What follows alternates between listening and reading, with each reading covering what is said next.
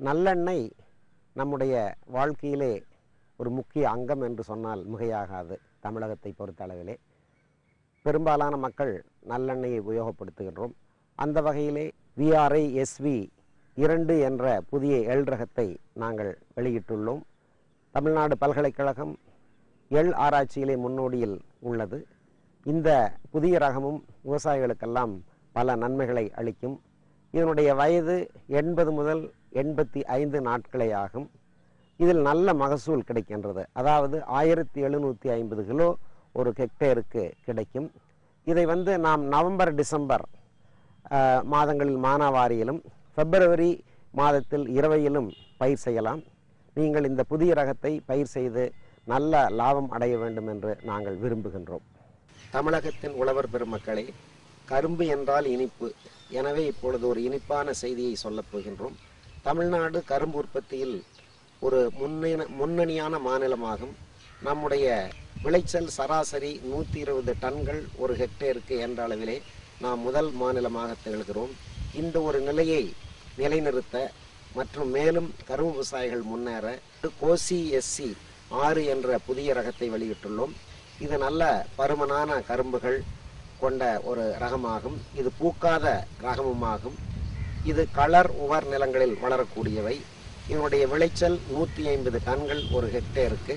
அது மட்டுமல்லாது 18.2 டன் சர்க்கரை கொடுக்கக்கூடியது. இதனுடைய சர்க்கரை ரெக்கவரி அதாவது 12.3% இது முன்பட்ட வறட்சியிலும் பின்பட்ட நீர்த்தேக்கமான நிலையிலும் தாங்கி வளரக்கூடிய ஒன்று. இது தமிழகத்தினுடைய எல்லா பகுதிகளும் கிட்டத்தட்ட ஆற்றுப்பாசன பகுதிகள், ஈரோடு, கோயம்புத்தூர், தென் மாவட்டங்கள் எல்லா இடங்களிலுமே பயிர் செய்யலாம்.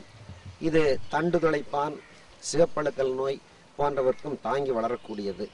இதை நீங்கள் பயிரிட்டு பலன் பெற வேண்டும் என்று ஆசையோடு உங்களை கேட்டுக்கொள்கிறேன். இப்பொழுது சமீப காலத்திலே பொருளாதார வளர்ச்சியினால் நீர் மற்றும் மண்ணெல்லாம் மாசுபட்டுள்ளது.